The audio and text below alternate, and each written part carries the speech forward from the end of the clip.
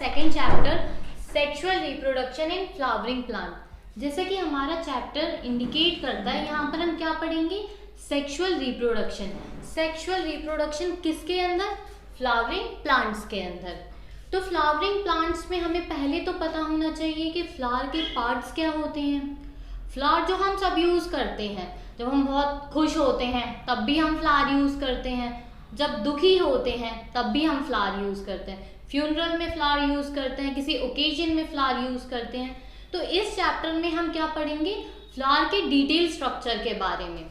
जैसे कि आपको ये डायग्राम दिखाई दे रहा होगा, ये किसका डायग्राम है, फ्लावर का। फ्लावर के डायग्राम में हम बाहर से अंदर की तरफ चलेंगे। हम बाहर से अंदर की तरफ जाते हुए क्या करेंगे, फ्लावर के नाम को लेबल करेंगे, ठीक है।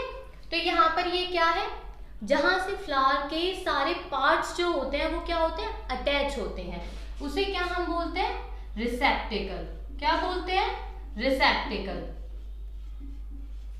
देन उसके बाद जो पहला स्ट्रक्चर हम देखते हैं ग्रीन कलर का, वो क्या होता है, सेपल। उसे हम क्या कहते हैं, सेपल।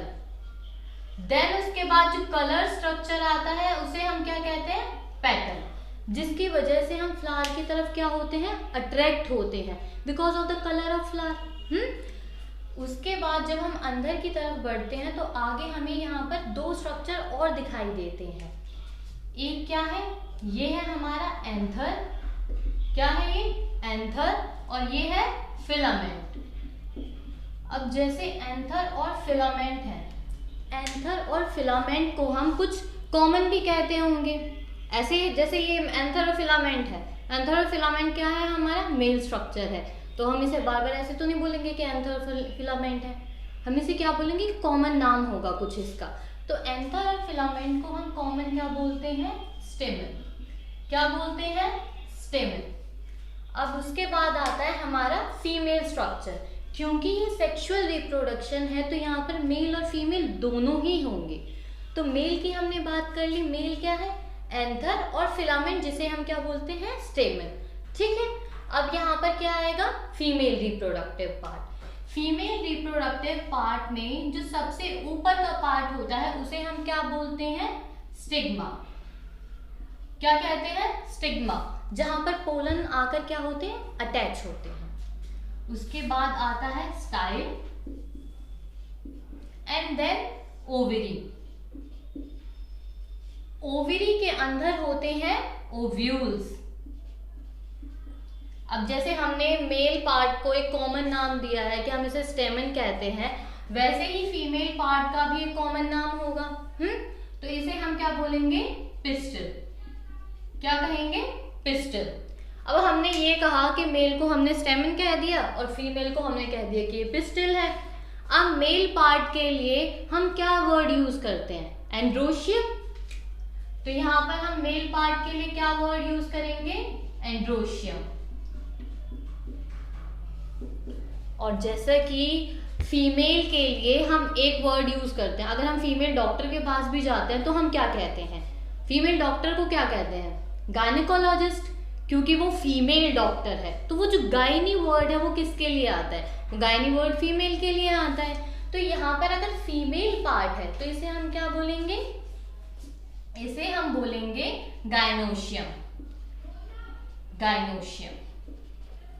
यहाँ तक क्लियर है। अभी हमने इस चैप्टर में क्या करा है, सिर्फ फ्लावर के बारे में पढ़ा है कि फ्लावर के नेम को कैसे लेबल करते हैं। बाहर से अंदर की तरफ चले हमने कहा जिससे सारे स्ट्रक्चर अटैच होंगे उसे रिसेप्टिकल कहेंगे। बाहर की तरफ जो हमें ग्रीन कलर का स्ट्रक्चर दिखाई देता है जो क्या करता है, फ्लावर को प्रोटेक्ट करता है, उसे हम क्या कहते हैं, सेपल। देन जो कलर्ड स्ट्रक्चर दिखाई देता है जिसकी तरफ हम अट्रैक्ट होते हैं उसे हम क्या कहते हैं, पेटल, ठीक है। अब उसके बाद मेल की बात आई तो एंथर फिलामेंट। एंथर फिलामेंट को कॉमन क्या कहा जाएगा, स्टेमन। क्योंकि ये मेल स्ट्रक्चर है इसलिए हम इसे क्या बोलेंगे, एंड्रोशियम।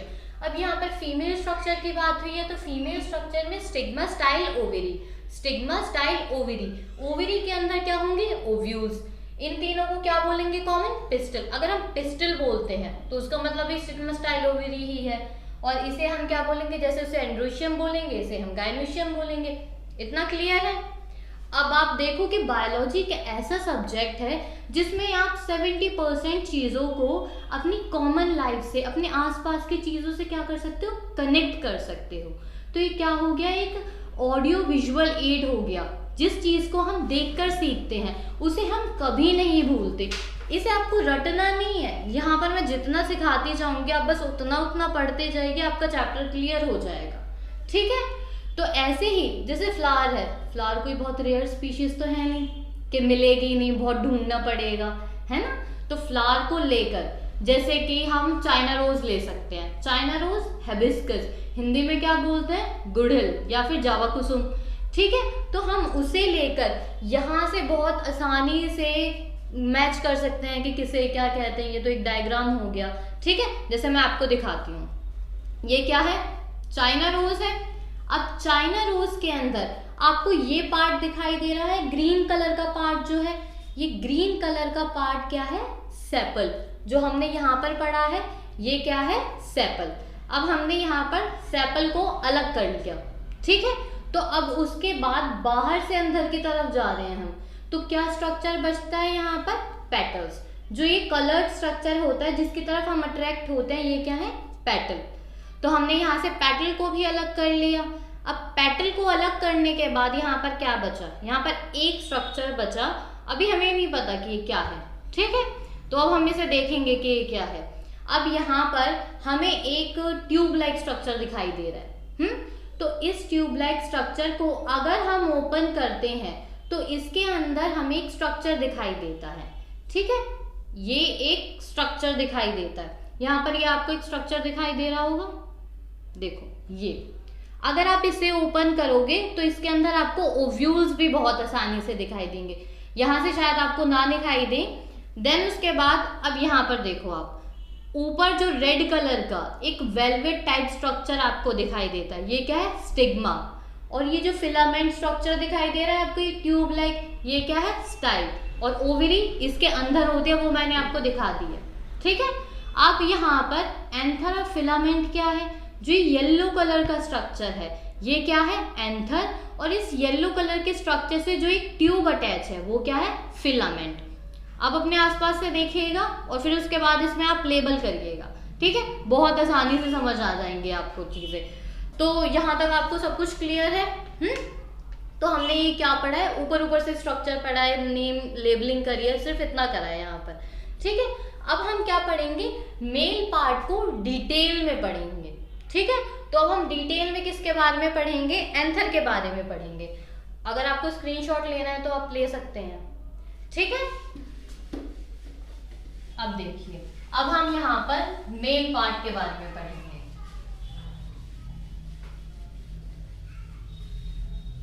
तो अब आप मुझे बताएंगे कि हम मेल पार्ट को क्या कहते हैं। मेल पार्ट को क्या कहते हैं हम, करेक्ट, स्टेमन। तो यहाँ पर मेल पार्ट क्या हो गया, स्टेमन। अब स्टेमन के अंदर क्या होता है, एक हमने देखा था ऐसा स्ट्रक्चर था और एक ऐसा स्ट्रक्चर था। तो ये है हमारा मेल पार्ट। ठीक है, अब मेल पार्ट में ये क्या है, ये है एंथर और ये है फिलामेंट। अब क्या एंथर ऐसे ही स्ट्रक्चर में होगा हमेशा हर फ्लावर के अंदर, ऐसा तो नहीं होता, अलग अलग फ्लावर अलग अलग स्ट्रक्चर होते हैं। तो एंथर के अंदर ये कैसे लोब दिखाई दे रहे हैं, हम इन्हें क्या बोलेंगे, लोब बोलेंगे। तो ये हमें लोब कैसे दिखाई दे रहे हैं, ये लोब हमें दिखाई दे रहे हैं, दो लोब दिखाई दे रहे हैं हमें यहाँ पर। तो आप मुझे ये बताओ कि अगर हम एक चीज की बात करते हैं तो हम एक चीज को क्या बोलते हैं, मोनो। एक यूनिट के लिए हम मोनो वर्ड यूज करते हैं, तो हमने यहाँ लिख दिया मोनो। अब ये कैसे हैं, दो हैं, तो दो के लिए क्या यूज करते हैं, डाई। तो इनकम्प्लीट नेम है, कंप्लीट आप करोगे इसे, मोनो और डाई। लोब को क्या बोलते हैं बायोलॉजी में, थीका। क्या बोलते हैं, थीका। थीका का मतलब क्या होता है, लोब। थीका मतलब होता है लोब। तो अगर एक लोब है तो मोनो थीकस, और अगर दो लोब हैं तो डाई थीकस। फिलामेंट जिससे हमारा एंथर क्या होता है, अटैच होता है। ठीक है, तो यहाँ पर हमें पता चल गया कि ये हमारा मेल पार्ट है, इसमें एक लोब भी हो सकता है, दो भी हो सकते हैं, एक को मोनोथीकस बोला जाएगा, दो को डाइथीकस बोला जाएगा। इतना क्लियर है? ठीक है, अब इसके बाद हम क्या देखेंगे, अभी जब हमने फ्लावर पढ़ा था, इससे पहले जब हमने फ्लावर पढ़ा था, फ्लावर देखा था, तो उसमें एंड्रोशियम और गाइनोशियम, एंड्रोशियम और गाइनोशियम को क्या बोला जाता है, एसेंशियल होल्स। क्या बोला जाता है, एसेंशियल होल्स। और 4 चीजें पढ़ी थी ना हमने, एंड्रोशियम गाइनोशियम हो गया, अब बचा क्या हमारा, पेटल एंड सेपल।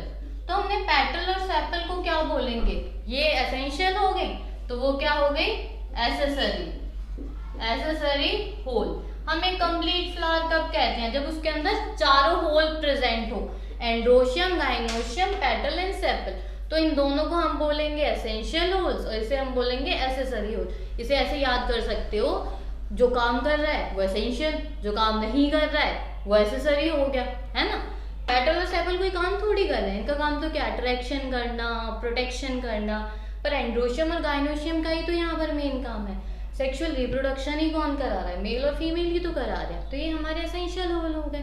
ठीक है, अब एक क्वेश्चन आपके लिए, बहुत छोटा सा क्वेश्चन है, आप मुझे ये बताओ कि फ्लावर ग्रो कहाँ पर होते हैं, स्टेम पर या रूट पर।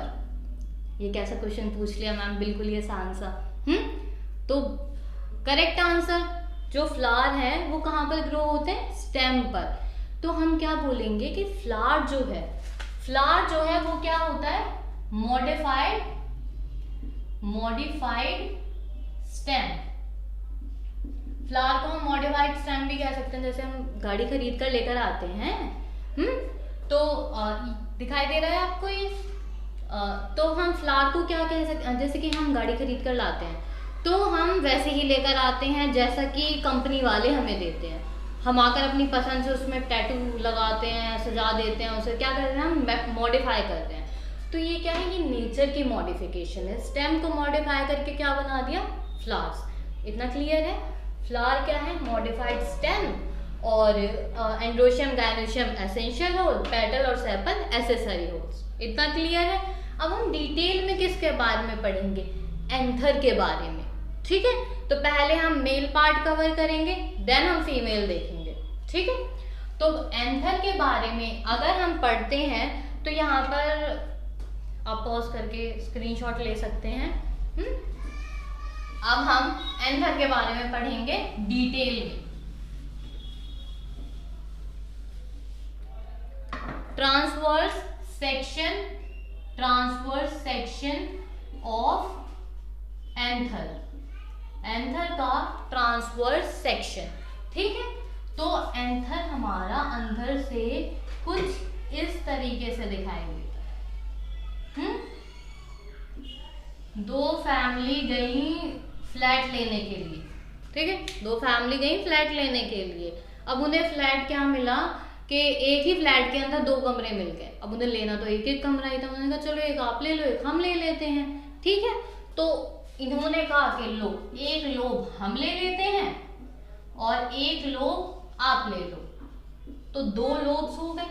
ठीक है, अब 2 कमरों के बीच में दीवार भी होगी, है ना, तभी तो वो सेपरेट करेगी उसे। तो दोनों लोब के बीच में जो दीवार है उसे हम क्या बोलेंगे, कनेक्टिव टिश्यू। उसे क्या बोलेंगे, कनेक्टिव टिश्यू। अब कनेक्टिव टिश्यू क्या होता है, स्टेराइल। कनेक्टिव टिश्यू क्या होता है, स्टेराइल, क्योंकि कुछ काम नहीं कर रहा है, ये क्या कर रहा है, बस सेपरेट करने का काम कर रहा है। एक और दूसरे लोब को क्या कर रहा है, सेपरेट कर रहा है। ठीक है, तो इसलिए हमने कहा कि कनेक्टिव टिश्यू क्या है, स्टेराइल है। ठीक है, अब दोनों फैमिली जो घर लेने गए थे उन्होंने एक एक रूम ले लिया। अब एक रूम के अंदर किचन भी चाहिए होगी, तो एक रूम लिया, यानी एंथर का एक लोब है और ये एंथर का दूसरा लोब है। तो एंथर के पहले और दूसरे लोब के अंदर इन्होंने क्या करा कि अब उन्होंने बोला कि ये तो एक ही कमरा है, इसके अंदर हमें किचन भी चाहिए, तो इसे डिवाइड कर लिया। ये इनका किचन हो गया, अब ये इनका बेडरूम हो गया। ठीक है, तो हम इसे क्या बोलेंगे, माइक्रोस्पोरेंजियम। माइक्रोस्पोरेंजियम। अब ऐसा नहीं है कि हम इसे माइक्रोस्पोरेंजियम ही बोलेंगे एंड तक। जैसे एक बच्चा छोटा होता है तो हम उसे क्या बोलते हैं, चिंटू मिंटू, है ना। बड़े होकर उसे ऐसा थोड़ी बोलते हैं कि चिंटू इधर आ, छोटू इधर आ। बड़े होकर तो हम उसका नाम ही बोलते हैं ना, कि बाबूलाल इधर आ, शामू इधर आ, जो भी उसका नाम है वही लेंगे हम। तो अगर हमारे पोलन्स जो हैं वो मैच्योर नहीं हुए हैं तो हम क्या बोलेंगे, माइक्रोस्पोरेंजियम। और हमारे पोलन्स मैच्योर हो चुके हैं तो हम क्या बोलेंगे, पोलन सेक। वो हम देखेंगे कि हमारे पोलन्स मैच्योर कैसे होते हैं। तो यहाँ तक क्लियर हुआ। एंथर का ट्रांसवर्स सेक्शन, दो लोब के अंदर 4 पार्ट्स होते हैं। एक पार्ट को माइक्रोस्पोरेंजियम कहा जाता है। ठीक है, इसके बीच में कनेक्टिव टिश्यू होता है जो स्टेराइल होता है। ठीक है, अब यहाँ पर ये क्या है, वॉल है। ये क्या है, वॉल है। तो अब ये वॉल किसकी है, एंथर की। एंथर की वॉल है तो नाम भी क्या होना चाहिए, एंथर वॉल। एंथर वॉल कितनी तरह की होती है, एंथर वॉल होती है 4 तरह की। ठीक है, तो एंथर वॉल होती है हमारी 4 तरह की। कौन कौन सी, फर्स्ट होती है हमारी एपिडर्मिस, एपिडर्मिस, फिर endodermis, endodermis, then middle layer, middle layer, और उसके बाद हमारी क्या आती है, टेपेटम।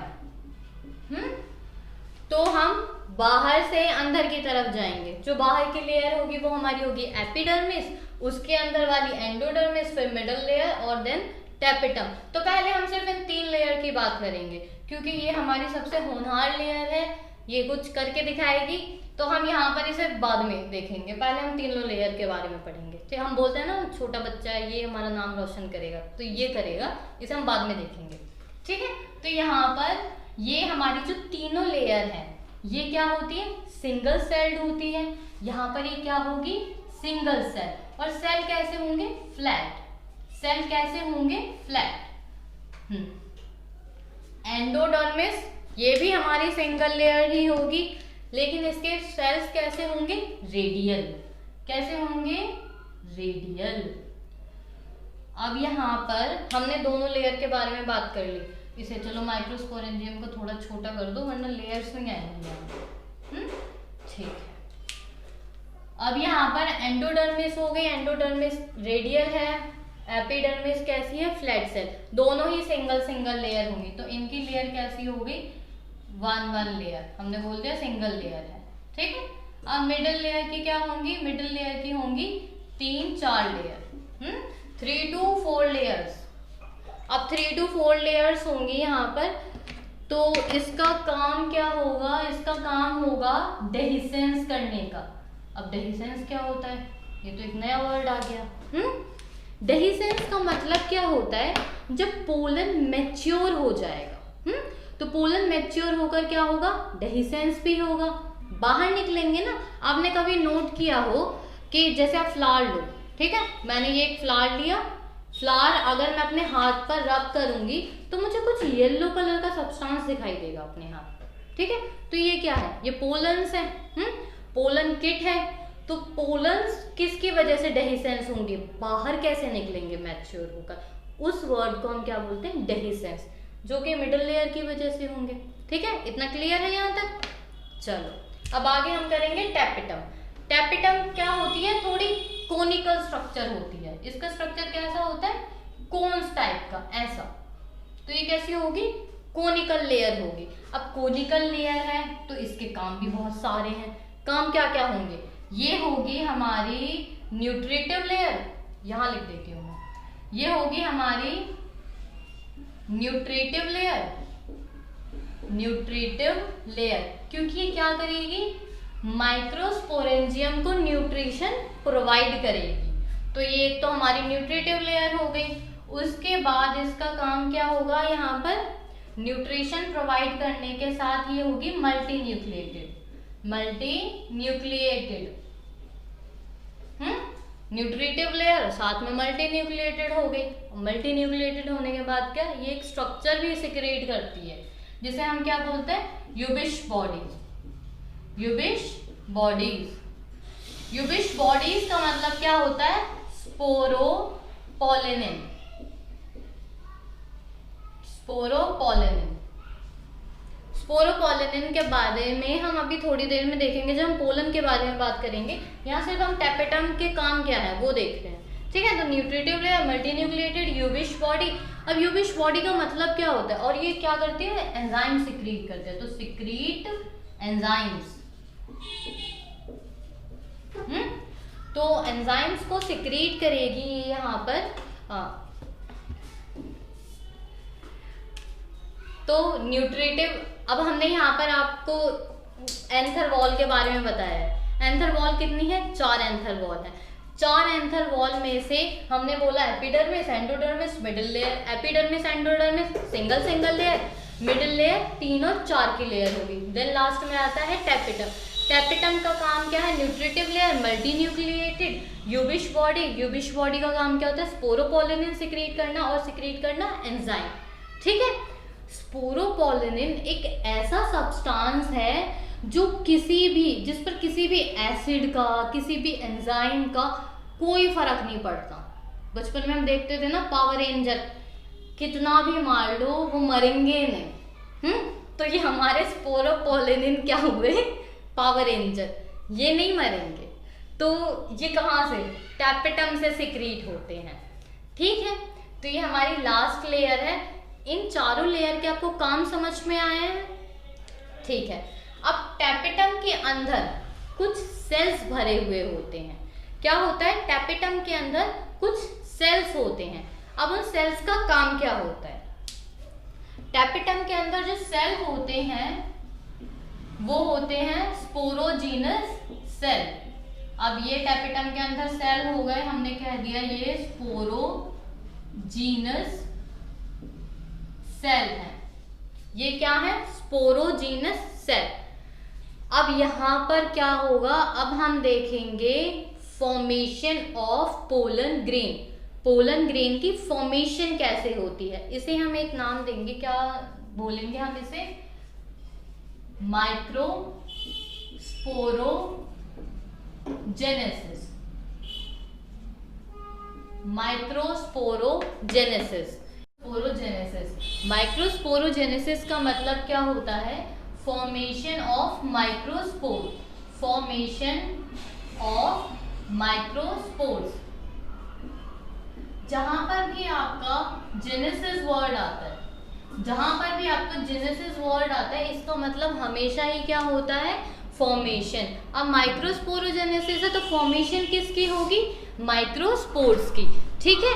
अब माइक्रोस्पोर्स की फॉर्मेशन होने का मतलब स्पोरोजीनस सेल की फॉर्मेशन होना। अब एंथर के अंदर हमने एंथर वॉल पढ़ ली थी, इतना क्लियर है। एंथर वॉल के बाद